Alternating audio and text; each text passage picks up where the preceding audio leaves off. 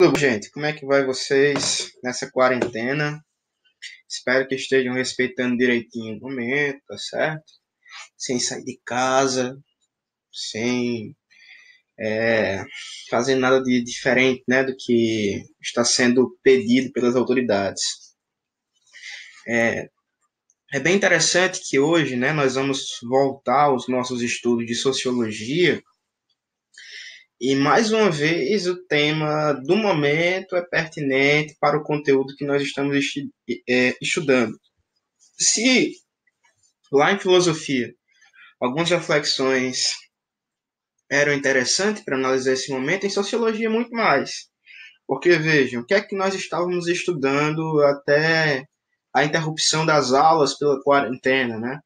Nós estávamos estudando os processos históricos, ou como os processos históricos eram compreendidos.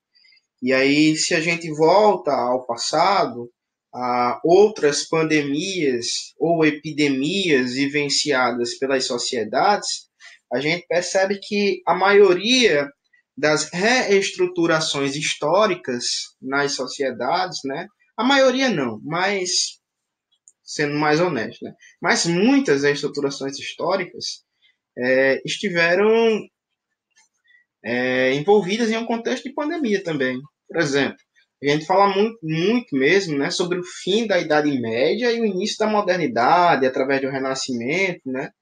O professor de história pode até falar melhor para vocês, mas houve uma pandemia envolvida ali naquele contexto, né?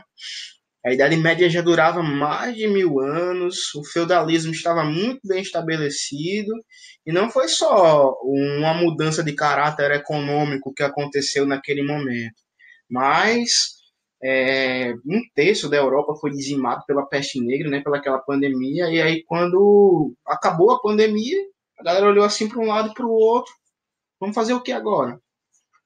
Não tem mais vassalos, né, tantos vassalos para sustentar a sociedade feudal. O que é que a gente faz?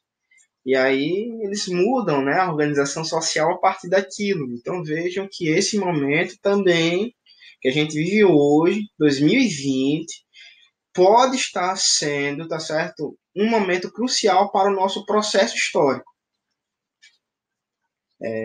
Eu espero que a gente não vivencie dias piores, né?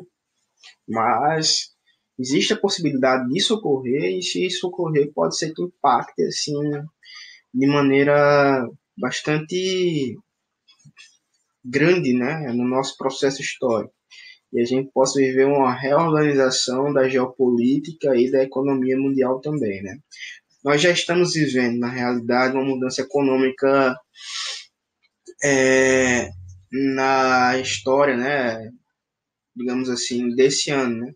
Por exemplo, os países que estavam adotando políticas de austeridade, né, do Estado gastar menos e da produção ser vinculada mais a entidades privadas, estão tendo que rever isso. Lá na Inglaterra, que é um país que não tem histórico do Estado gastar muito, né, tem um histórico mais liberal, foi feita uma medida, tomada uma medida, né, extremamente revolucionária, no sentido assim, para aquela sociedade, né, o Estado está garantindo o salário de 80% do salário de todo cidadão que ficar de quarentena. E depois disso, né, a gente se pergunta como é que vai se sustentar essa coisa. É algo a se pensar. Então veja, nós estamos inseridos nesse contexto do processo histórico. Algo está mudando e a gente não sabe exatamente onde tudo isso vai parar. A gente espera que a gente não passe por dias piores, mas não sabemos o que fazer para alcançar dias melhores, né? Estamos perdidos, beleza? E aí, o que é que acontece, né? O que isso tem a ver com o nosso conteúdo de sociologia que nós estávamos estudando? Na última aula, lembro muito bem para vocês que já em clima de coronavírus, né? Foi na quinta-feira que antecedeu a interrupção das aulas, eu já falava para vocês que existe uma possibilidade muito grande de, nesse momento, as estruturas de dependências entre as sociedades no mundo aumentarem. O que é uma estrutura de dependência? É quando um Estado, tá certo, dentro de uma cadeia produtiva, depende muito mais de um outro Estado para sobreviver do que aquele que é maior, né? Por que eu falei isso? Porque nós estávamos falando de desenvolvimento e subdesenvolvimento. Lembram-se disso? E eu falei para vocês que dentro do nosso sistema econômico atual, é impossível que haja um desenvolvimento linear, ou seja, que todos os países estejam desenvolvidos. É uma coisa já perdida. Quem está desenvolvido, subdesenvolvido, ficou no passado, só que esse passado não existe mais, só existe hoje, então nós já somos atrasados. Não há como negar o atraso social. Já somos atrasados, não temos como recuperar isso porque o tempo já passou. A grande questão é como se desenvolver até o patamar dos estados que já são desenvolvidos, dos países já desenvolvidos. Essa é uma questão interessante que a gente colocou lá nos processos históricos. E eu falei para vocês na última aula que o conceito de desenvolvido e subdesenvolvido só faz sentido quando a gente percebe que está desenvolvido, só é desenvolvido porque ele estabeleceu uma relação econômica com um país subdesenvolvido, onde ele necessita que esse país aqui seja apenas um produtor, beleza? No sentido assim de produzir matéria-prima, enquanto ele acaba trabalhando essa matéria-prima, virando uma mercadoria e vende mais caro para o país que produz a matéria-prima. Isso significa que ele sempre vai estar desenvolvido e só vai ser desenvolvido porque tem um subdesenvolvido lá na base. Chama-se isso hoje em dia na geopolítica de centro do sistema e periferia do sistema. Beleza? E estabelecem-se então relações de dependências. Essa teoria é latino-americana. Beleza? Teoria da dependência. É algo que foi produzido principalmente aqui na América do Sul. E o que acontece, né? Existem várias visões das teorias da dependência nessa questão do processo histórico, de que infelizmente os países subdesenvolvidos não vão andar tanto porque os desenvolvidos necessitam disso para se manter em cima.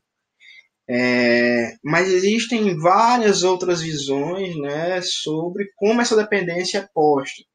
Então existe uma teoria liberal da dependência, uma teoria mais alinhada com os países desenvolvidos. Existe uma teoria que se chama marxista da dependência, que essa é uma teoria mais alinhada com os países subdesenvolvidos, ok? E, dando continuidade no nosso conteúdo, depois de ver lá o que é processo histórico para o Michel Foucault e o que é processo histórico para o positivismo, hoje, né, segundo o material, é necessário que a gente avance para o que é processo histórico para o materialismo dialético, que é justamente essa concepção marxista, né, sobre a história. Beleza? E a gente vai, então, dar continuidade hoje ao conteúdo. Eu vou diminuir a minha tela e vou colocar uma tela sobre, então, o materialismo histórico dialético para a gente ver essa terceira concepção sobre os processos históricos. Ok? E tentar interpretar esses conceitos dentro também, né, do nosso contexto. Beleza, gente? Só diminuir aqui. Pronto. Materialismo histórico dialético foi uma teoria desenvolvida principalmente dentro da sociologia pelo Karl Marx e pelo Friedrich Engels, né, o seu parceiro teórico. E aí o que acontece, gente? Marx tinha uma visão bem interessante sobre a história, que ele dizia o seguinte, né, o que fundamenta os processos históricos é o modo como as sociedades se relacionam com os modos de produção de vida. Ou seja, é como a gente, tá certo? Enquanto sociedade, né, enquanto indivíduo, enquanto sociedade, estamos produzindo aquilo que é essencial para que a gente continue sobrevivendo. Beleza? É claro que quanto mais complexa for a sociedade, mais complexo é esse processo. Só que veja, ele que determina como nós convivemos com a história. E é por isso que eu falei para vocês que diante dessa visão, Nosso momento atual, né, de coronavírus pode ser um momento definidor do que vai acontecer com a história daqui por diante. Como assim? Pode ser que, tá certo? As nossas estruturas econômicas de produção, né, de modos, de meios de viver, não saiam iguais desse momento. A gente vai ter que se reinventar. Isso seria um motor da história para o materialismo dialético, tá certo? No confronto de como a gente vai conviver com isso. Uma parte biográfica nesse slide aqui do Marx foi um prussiano. A Prússia era um estado ali dentro da região da Alemanha. Hoje ele é considerado um pensador alemão, né? Foi um pensador da praxis, ele sempre dirigiu as suas teorias para uma atitude mais prática, né? mais ativista social. É considerado um pensador revolucionário, né? Por ter essa visão de transformação da sociedade e assim por diante. Tem várias obras importantes e a gente vai ter uma visão mais geral hoje dessa metodologia que a gente chama de materialismo histórico dialético. Então, como é que o materialismo histórico dialético entende a sociedade? Através de dois conceitos interessantes que a gente chama de infraestrutura, que está embaixo, e superestrutura, que está em cima. Isso seria uma visão mais geral sobre como as sociedades se organizam, independente de qual sociedade seja e de qual momento histórico ela esteja. Olha só, o que é a infraestrutura? É um modelo econômico adotado por determinada sociedade. E o que é o modelo econômico? É como a gente produz aquilo que é essencial para sobreviver, como a gente distribui na sociedade aquilo que é essencial para a sociedade sobreviver. Beleza? Então eu, como ser humano, sei que todo dia, indivíduo humano, né? Todo dia eu preciso de água, beleza? Eu preciso de comida e eu preciso descansar o meu corpo. Só que água, se eu não for atrás, eu não consigo, e nem a comida, beleza? Então veja, livros, a gente precisa de livros para manter o corpo sobrevivendo? Não. Mas, como a nossa sociedade chegou a um patamar hoje de complexidade tão grande, a gente tem assim várias questões permeando a sociedade, nós temos a necessidade de ter livros para compreender e viver mais adequadamente nela. Então veja, o Marx chamaria isso de superestrutura. O que é a superestrutura? São os elementos da vida individual e social que são impostos pela organização social específica para que as pessoas sobrevivam nela. Então, entende? Essa organização social complexa é dependente da sua infraestrutura, de como as pessoas organizam a produção econômica para continuar sobrevivendo. E isso não é estático.